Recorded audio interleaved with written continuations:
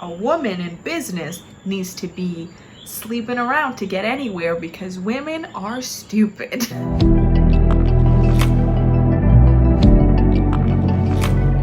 Hello ladies, gents, and non-binary mates, and welcome back to Beauty in the Bookcase. So today we're going to be delving into a subreddit called r/MenWritingWomen.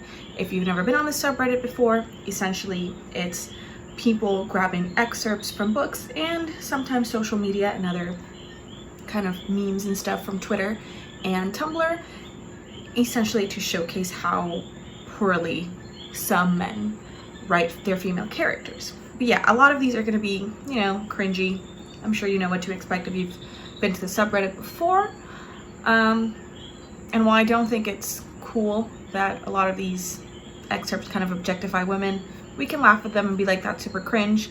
However, the only two that I am kind of including the book and the author were two that were actually quite disturbing. They do kind of involve men objectifying and sexualizing very young girls. So those people are getting called out. She was naked, and Pierce experienced the same pleasant shock with which the sight of her still affected him, even 3 years after he had first seen her. As she liked to describe it, bare-assed and butt-naked. At 32, Lace Armitage's body was still almost perfect, at least in her husband's opinion, although there were some who carped about the height, breasts being a little bit large, and even argued that the long legs were a touch thin.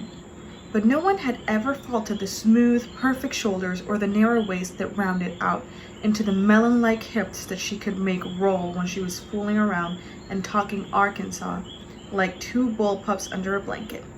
But if her body was nearly perfect, there was enough wrong with her face to make it haunting, if not beautiful. People remembered that face. So the original poster had actually kind of called this out just to be like, hey, can we stop being like, wow, when a woman stops being 18, she suddenly is unattractive, or it's like shocking for women in their 30s or 40s or later on to still be attractive. But what kind of weirded me out about this, despite whatever, you know, I expected the cringe descriptions of like her breasts and her hips and whatever. But what weirded me out was that it ends up, it's like her body was banging, but her face was disgusting. And I was like, you know, this is somebody's wife. Like, this narrator is speaking about their partner, their spouse. And he has like the audacity to be like, her face, not that great. I kind of just got with her for her body, which is, if that's what your partner thinks about you, break up with them. Lesbian captive. She longed for a man, but her body made her a slave to those women who could satisfy her lust.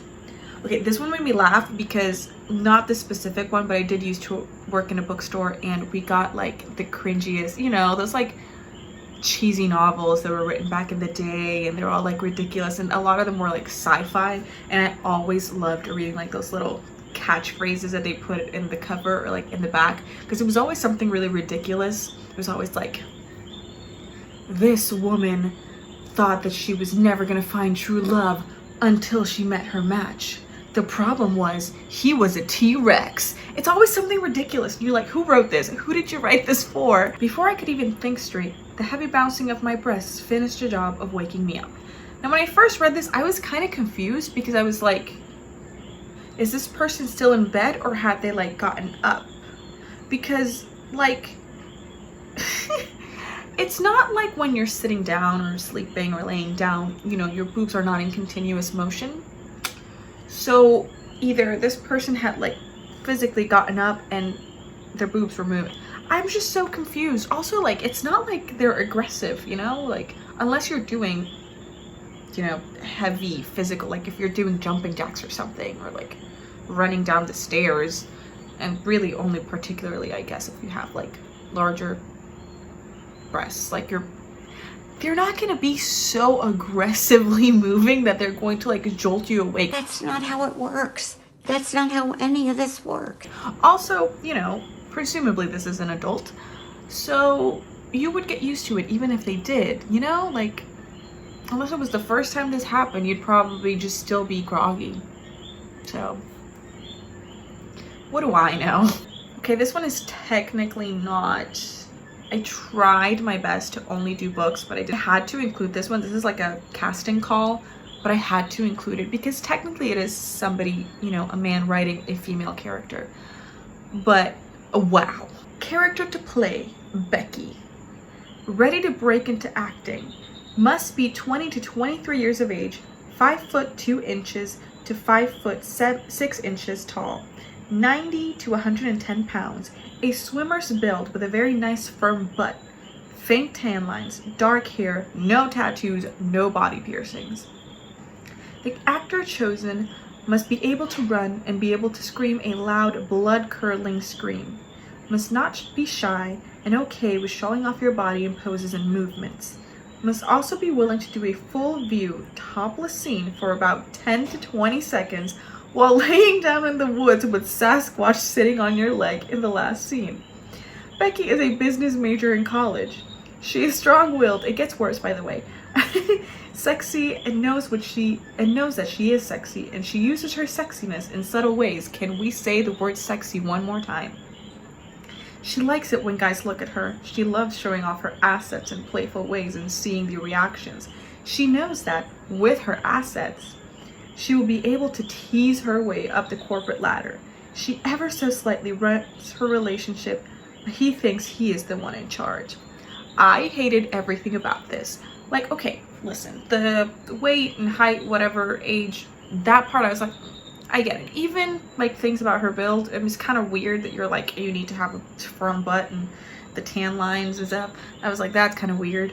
But for the most part, you know, I was like, I get it. You know, I'm a very visual person when I write. Like, I just pictured everything like a movie in my head. So I know that I would be very particular about what I'm looking for. So I can understand that to an extent. Like I said, I think some of those things I'm like, do you need to specify what their butt needs to look like, you know? The whole tan lines thing is kind of weird. I don't know why that stood out to me, but I was like, I guess. But then, and you know, the whole like, you know, you need to be able to run and scream, whatever, that's fine. But then, right, so we get into the whole like topless scene, and I'm sorry, I couldn't even concentrate on like, hey, whatever, if you want to do that in your film, you do that in your film, and it's important that you do put that, you know, front and center so that, you know, somebody who's not comfortable doing that doesn't audition for the role and then have to do anything they're uncomfortable with. But I'm so confused by why this person has to be topless, laying down in the woods with Sasquatch sitting on their legs. I need this to be produced. I need somebody to link it to me. I need context. And then it gets worse. See, the part that really bothered me was like the second half of this like description, because it's kind of like, okay, well, she's in college, but then it's like, actually, despite the fact that she's in college, and we're not going to discuss the fact that she clearly has to be intelligent enough to be accepted in, you know, business college. No, we're just going to say that essentially she uses her looks and her sex appeal to pass her classes and then grow in the world, like the business world, because obviously, hey, a woman in business needs to be sleeping around to get anywhere because women are stupid. Also, oh my god, seriously, sexiness and sexy and sexy. Oh my god, I'm gonna have nightmares about the word sexy. Okay, this one, I don't think it said, I think it kind of said that it was like an article in like a newspaper or something. I don't know if it said who the author was, because I do want to call this person out, but I don't remember if it did because I didn't write it down. Content warning. The writer of this is defending 30-year-old men becoming involved in romantic and potentially sexual relationships with minors. If that makes you uncomfortable, I'll put somewhere on here what the time stamp is so you can skip it and not disturb yourself. For the rest of you, come get traumatized with me. It is natural for 13 to 18-year-old girls to be attracted to guys who are slightly or largely older than they are. I can't argue with that. Yes, some people are attracted to older men. That said, if you're not an adult, you are not, you know, you well, first of all, I don't want to put the responsibility on the children, so their parents should be like, no, and the adults that they approach should be like, no, you're a child. Disgusting. Anyway, and it is just as natural for guys, this is the real messed up part, for guys between 14 and 35 to be interested in girls who are between 13 and 18. No, it is not natural for a 35-year-old to be attracted to a 13-year-old. Like, genuinely, I'm 25 now.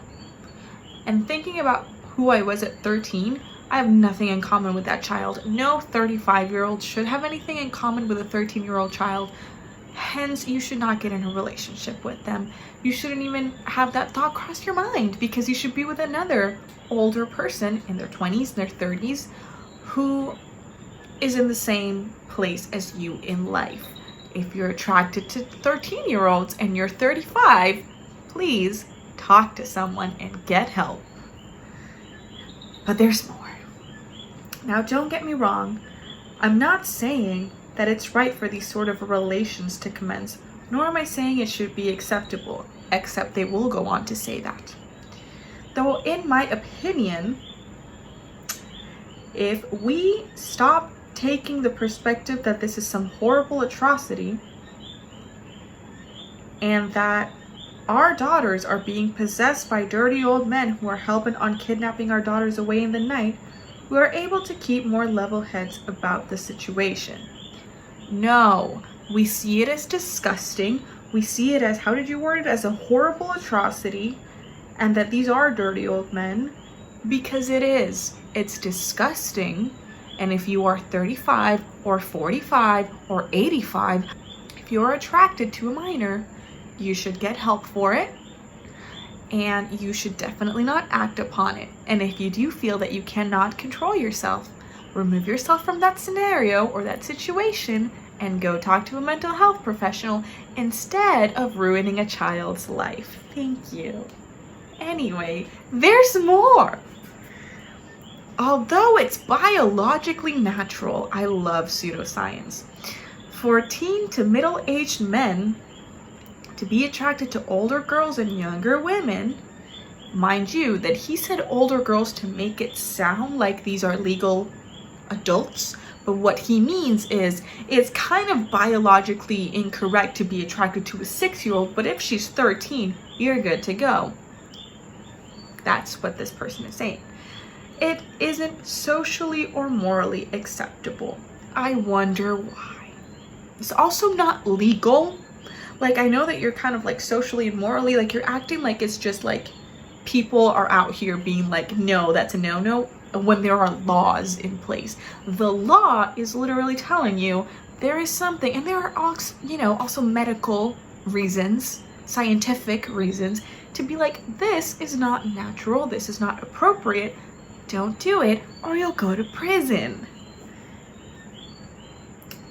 That means that most men have to fight between their natural physical instincts to seek out partners who are reproductively ripe and their developed psychological side that demands that they not even consider any ideas of relations with females who are dramatically younger than they are or under the age of 18. I understand that, yes, you might be really attracted to somebody and you might want to act on those things.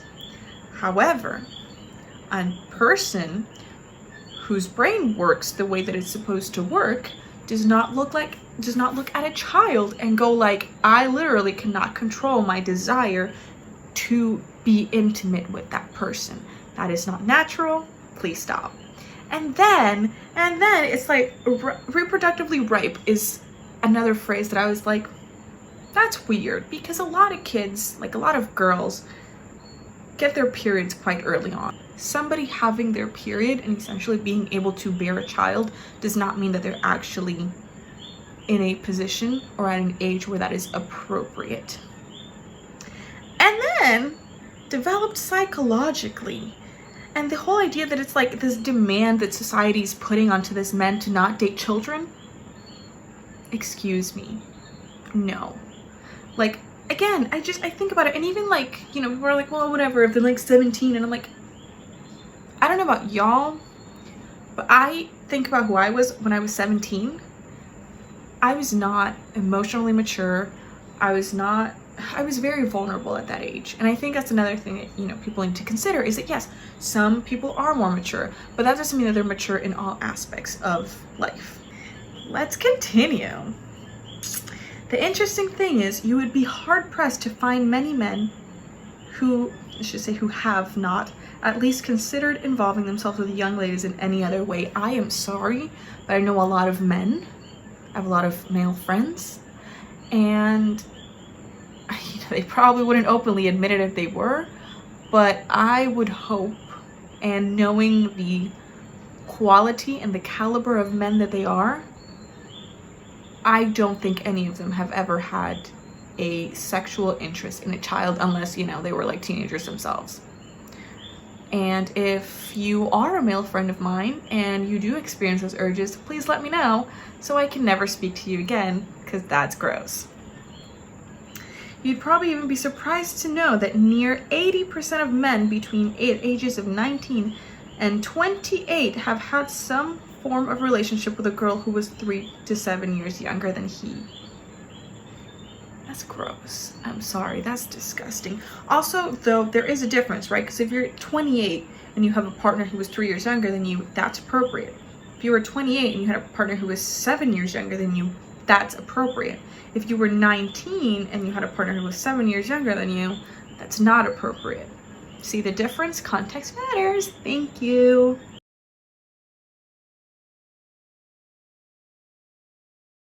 She stands up and pads into the bathroom. She yelps once as she sits down the toilet seat. It feels like ice against her ass. She pees, knees together, wipes, stands, flushes. Before leaving the bathroom, she takes a look at her body in the mirror. Looking good as always. Too bad that's never been a helpful thing. Rosemary observes that her breasts are still perky, a perfect 38C. Her belly is still flat, no stretch marks or scars. Her 5'5" frame isn't slender, but it isn't fat either. She has muscular thighs and a firm butt. Her pubic hair is brunette, just like the waist-length hair on her head. She likes not having to shave down there anymore. Perfect body, but then why wouldn't it be? I always got rid of my babies when I was pregnant, didn't I? 8 times, yes sir. My uterus is so scarred now it's doubtful I'll ever have any children, which is probably a good thing. Kids deserve better than me. She turns away from the thought by turning away from the mirror and heads back into the bedroom. I had a lot of problems with this for a lot of reasons. I mean, yes, it has the whole like cliche like, boobs, crazy. And yeah, that whole thing about the flat belly, the stretch marks, and the pubic hair thing was super weird. But this was just really gross. Like, I can't make jokes about it or laugh at it because it was, you know, that like 3rd paragraph is disgusting.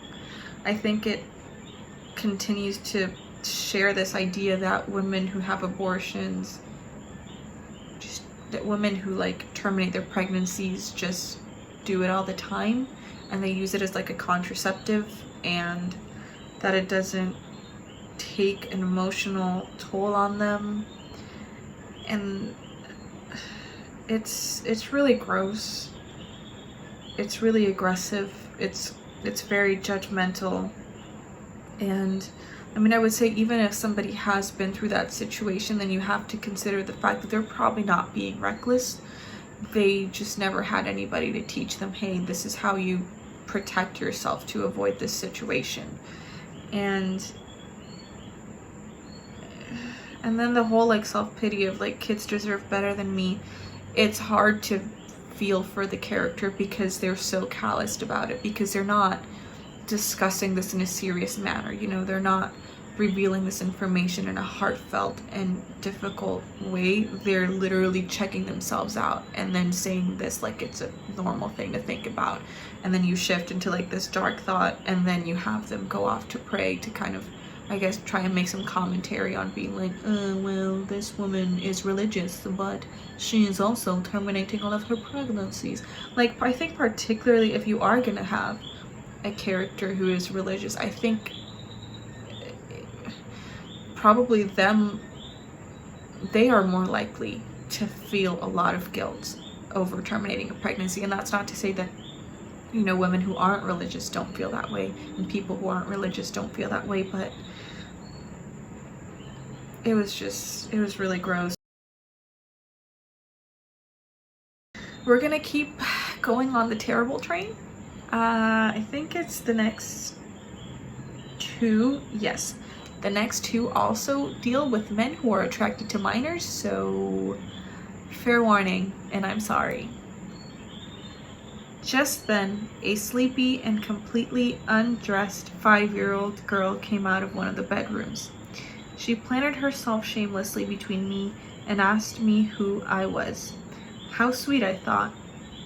The saucy little rump, the pink little slit, how clean little girls always look when they're naked before puberty messes them up. Pasadilli said proudly, "This is my daughter, Diana." A voice of thunder said in my brain, "The nakedness of thy mother shalt not thou uncover." I looked away, shattered, and covered my confusion with a coughing fit. Little Diana's fleeceless labia blazed in my soul, as though sensing that I saw something improper about the child's bareness. Katina Pasadilli hustled a pair of panties onto her. Yeah, I looked this book up. It was written in 1969 or published. It's about time travel and apparently kind of discusses the more sexually permissive era of the 1960s. While I do understand that, yes, back in the day it was a little bit more, yes, socially acceptable for older men to date children. I think it was like a teenager thing. Not that it wasn't still just super gross and uncomfortable and fucked up, but having the character be be 5, you know, I mean, I think fine with the whole, like, you know, naked child running around, like, kids love to be naked for some reason, so, you know, it would have been fine if it was just kind of like this little girl runs out of her room naked and she sits down and she's like asking questions, and that's fine. But, you know, it's this man, like, willfully kind of pretending to be ashamed while still very explicitly being, like, attracted to a child. Time traveler or not, that's super gross. The Doctor would never. So yeah, Robert Silverberg, I don't know if you're still alive, but please never do this again, and please nobody ever read that book. When I left for Korea, she was just a skinny little girl, but when I got back, it had all happened. God, she was something. She was a tiny thing, but even at 12, she had a shape. She'd sit in my lap and move around, and believe me, she knew what she was doing. I've never known anybody so completely sexual. She couldn't turn her head without it being a come-on. She'd come riding with me in the patrol car when I was making rounds, and she'd have her hand in my lap. Pretty soon, we were spending more time in the back seat than in the front. Nobody ever made me feel the way she did. Nobody. She could look at me and I'd be on fire, and she knew it. She could pull my strings and I'd jump. I wanted the thing with Kathleen to be over, but I couldn't stop. Kathleen wouldn't let me. Oh hell, I guess I didn't want to stop all that bad. But I reckon when Joyce and I were married, Kathleen would find a boyfriend to drive crazy and leave me alone. Then Donald pulled her out of school, and when I came out to the house, Kathleen wouldn't be there. She'd be sick upstairs or something. Always something. This went on for a long time, and I thought Donald had found out about us and was trying to keep her away from me. I will say, this book was published in 1987, and it does seem that the whole plot is about how messed up this town was. Like, it was supposed to be the idealized town. I understand why this was written this way, and I would hope and assume that the character was villainized. So if that is the case, I think it's fine to write things like this if you're going to make sure that you're calling out this behavior and saying that it's inappropriate. I think it's important to talk about it, even though it makes us uncomfortable and we're like, holy hell, I never want to read that ever again. So operating under the impression that this is not defending this behavior, we'll excuse it, and we won't call out Stuart Woods, but otherwise, my eyes are on you. What I do find, and again, you know, I'm not going in as hard on this one because it's not trying to, I hope, well, from what it seems from the excerpt, it doesn't seem that it's trying to justify this behavior. But, you know, what really bothered me about this, you know, yeah, sure, the description was super messed up, but I think that's who the character is meant to be. I think what's really inappropriate is the whole idea of like, oh, well, it was the girl's fault, right? She was a child. She was like trying to seduce me and I didn't want it to stop. And she didn't want it to stop and she wouldn't let me. And it's like, no, it doesn't matter what she wants, because yeah, sure, like a child might think that they are in love with you and that it's appropriate to be with you, but it's not. And it's your responsibility as the adult to be like, hey, listen, you're a minor. This is not appropriate. It's not legal. And we're going to put a stop to it. And if the child doesn't stop, then you talk to their parents and, you know, you find ways to avoid being with that child, like, you know, around them, instead of being like, I'm just going to do it because I can't get rid of her. I'm so quirky. This is the stupidest thing. And this should be on Bad Women's Anatomy. There, he said to me, after a moment, the hymen ring. Did I want to see it? Not really, but there it was. The enclosed membrane was soft pink with a vertical squiggle of an opening at its center. The opening was tiny, too small to admit anything larger than a Tampax slender. Here's my question about this, because when I first read this, and it still sounds like he took it, like if he had taken the hymen out and then was just like showing it to her. That's not how things work. But like, is that it? Like, my question is there like a mirror or like somehow that they're trying to like show this person, or is it like, do they think it's a physical thing that you can just like pull out and just be like, here you go? Like, what is happening? That's just not. It's not. She must have been 27, 28 years old and was stunningly beautiful. Intensely black hair, tragic eyes that were jungle green, crowned by full eyebrows raised in slight surprise, lips as if silicone filled, but in reality fattened merely by the nature of ephemeral ethnic mixtures. Conde saw himself threatened by small breasts pointing skyward like surface-to-air missiles, and perceived the woman's hips either like an oasis of peace or as a battlefield. Her skin shone thanks to a smoothness reached at the point of her maximum splendor, tinged with that color made by a few drops of coffee and milk. Angelina Jolie, Conde's male chauvinism, which could not be helped, forced him to consider that sexy women who loved other women as a painful waste of evolution. Lesbians are apparently a painful waste of evolution.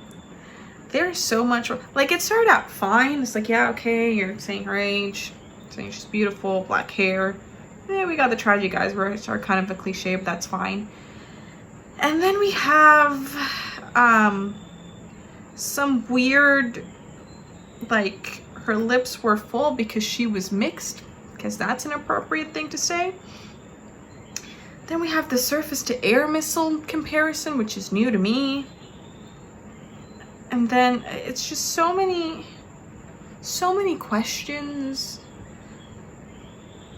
I'm still confused by the whole Angelina Jolie thing. Like, why is it there? Like, I can't, like, my brain can't connect how that has anything to do with everything else. But the moral of the story today is that apparently lesbians are a painful waste of evolution. To lesbians, I guess. I already had a headache earlier today, and this has just made it worse. Thank you for coming on this terrible journey with me. If you liked it, make sure to leave a like.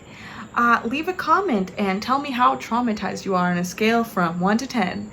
And make sure to subscribe for more videos like these and other book-themed videos. And I will see you guys next time. I'm gonna go take an Advil and scream into a pillow. Bye!